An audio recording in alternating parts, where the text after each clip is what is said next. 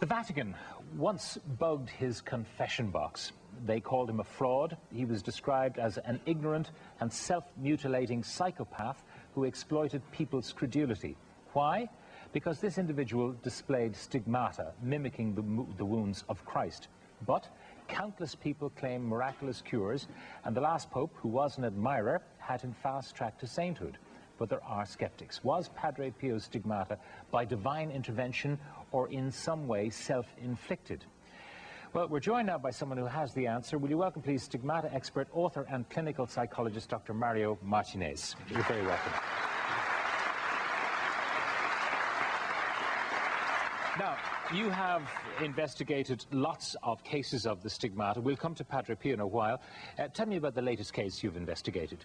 The latest case was a woman in Mexico City, a 55-year-old woman, and it's very unique because she had the cross on her forehead. Now we have quite a bit of information in science that the immune system can actually respond to belief systems. Was this the only mark she had, or did she have others? Only that, but 2 years before she had all 4 wounds, like Padre Pio, and they disappeared. And then during the time in Mexico, it's a very big holiday of the Virgin Mary, she developed the wounds. Another unique thing about it is that we had never seen the wounds actually developing. You could never tell if the person was actually self-inflicted. And I spoke to her physician, and she actually saw the wounds breaking up and creating the cross on the forehead. When you spoke to the woman, what was your own impression of her? Did you immediately think initially she was a fake? That's my initial That's where you come premise. from? I come from a skeptic's premise.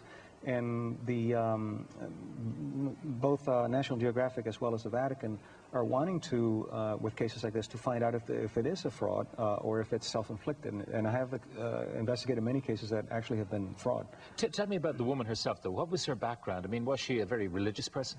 More spiritual. She was more spiritual, and she had been doing healing work. Another interesting thing that happens is when stigmatics have the signs, all kinds of spontaneous healing occur around her. And in her case, a man who had prostate cancer healed, and a child who had leukemia also healed. And this is confirmed with a medical doctor also. Did her stigmata cause her much pain? It's always very painful, yes. It's always very painful? Yes. Now, you were convinced that this woman was not a fake. But what is your interpretation of what causes stigmata? Clearly, there might be people who would self-mutilate. Yes. And they would be frauds or people who are perhaps mentally ill. Yes. So that's one category. What else? Well, the first thing to do, as you said, is to rule out those kind of problems. She definitely did not have the psychological problems that you would look for. In her case, she was not asking for it. Sometimes people pray for it. In her case, it just happened, and she saw it as a sign of identifying with Christ, with the suffering of Christ. And it's always a model of suffering, always identifying with Christ through suffering. So what is your explanation for her stigmata? I mean, the psychological inducement of stigmata is a possibility. The third possibility is, I suppose, divine intervention, yes, that it's brought to her by God. That's right. And fortunately, that's not my job. It would be very difficult for me to identify that. But my job is to see if, number one, if it's self-inflicted, and if it's not, then what's going on that goes beyond what we know in science? Why do the wounds not heal? Why do they not get infected? Sometimes they smell like roses. And in her case, it was the first case that we've been able to actually do blood work to see how the immune system functions or something like that. And we were able to find that the wounds were actually very deep, which argues against being self-inflicted. And also, there was tremendous immune function, neutrophils, which are immune cells. Because, I mean, she should get infected with this, yes, constant bleeding. Yes, and they did not. For example, Padre Pio bled a cup of blood a day, and he'd never had anemia. Did this woman welcome her gift, if that's what it was, or did she want to get rid of it? She did. She welcomed it, and she felt that it was a way for her to confirm that she was doing the right kind of work as far as her healing. Now, the pictures we've been showing of this woman, there's a story behind those pictures too, isn't there? Yes, yes. It was very interestingly, when I was investigating her with the National Geographic, she was very reluctant to be investigated. And she was not willing to show the pictures. And then I called her when I knew that I was going to be on your show, and asked her if we would have permission. And she said that that same day she had had a vision from Mother Mary, who told her that she was to share that information for the good of the people.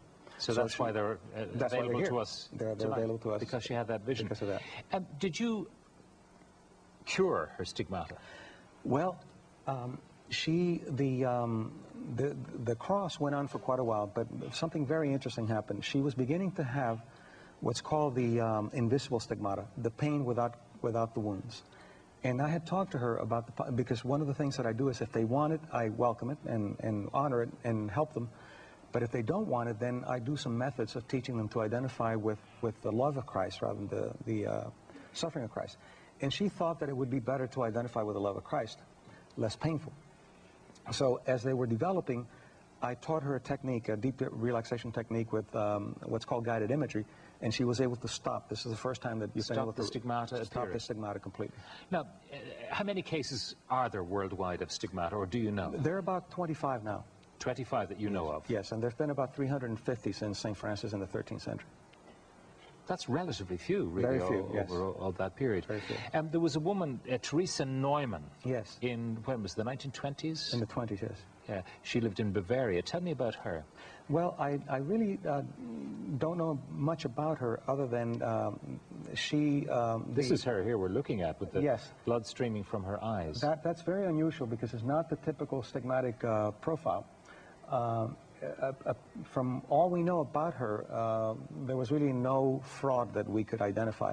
But in those days, there weren't the tests that we have now to be able to tell whether it was actually something that the immune function was typical of stigmatics. Now, one of the things that you notice about stigmatics would be the location of the wounds. Yes.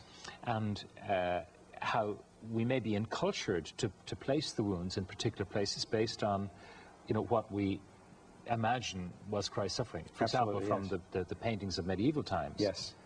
So how has that changed? Well, that's very interesting because, as you said, the first evidence that older stigmatics had of Christ was to see the medieval paintings with the wound on the nails palm. went through the palm. Yes, but we know now that the Romans had crucifying squads, and they actually crucified on the wrist, which would hold the body. The body can only hold, if it's here, only 88 pounds. So the old stigmatics have the wounds here.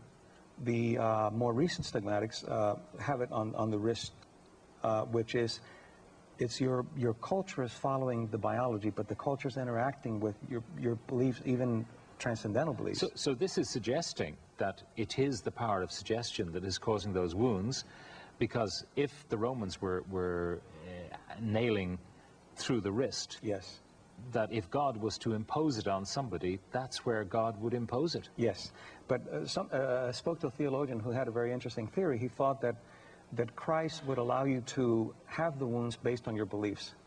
So that makes it very interesting that if you believe that it's here, so he didn't rule out the possibility of divine intervention. It could be divine intervention based on what you believe. If you believe that it's here, then it's here. Padre Pio had it here, of course. But well, that's the point, that in his lifetime, I mean, there was an awareness growing that the crucifixion was not as portrayed in the paintings, but as the Romans probably did it. That's right. Through the wrist. But his was from the 1912s or 1914, so it was way before that we had the scientific evidence. Yeah.